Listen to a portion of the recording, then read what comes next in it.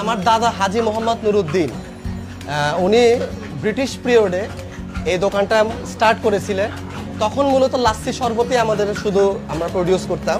আমরা পিওর দই ইউজ করি, আমরা চিনি ইউজ করতেছি, চিনিটা আমরা আখের চিনি ইউজ করি। যেহেতু আমরা কোনো আর্টিফিশিয়াল বা কোনো কিছু ইউজ করতেছি না, সেই জন্য আল্লাহর রহমতে লোকজন এই জিনিসটা খুব পছন্দ করে। এবং আমাদের গরমের দিনে মূলত আমাদের সেলটা একটু বাড়ে।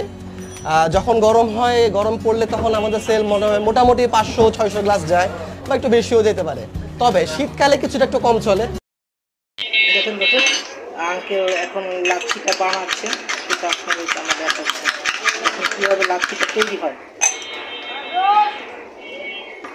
এই যে প্রত্যেকটা জিনিস, আইটেম, মালাই, সব কিছু তারা এখানে এটা দিচ্ছে। এই যে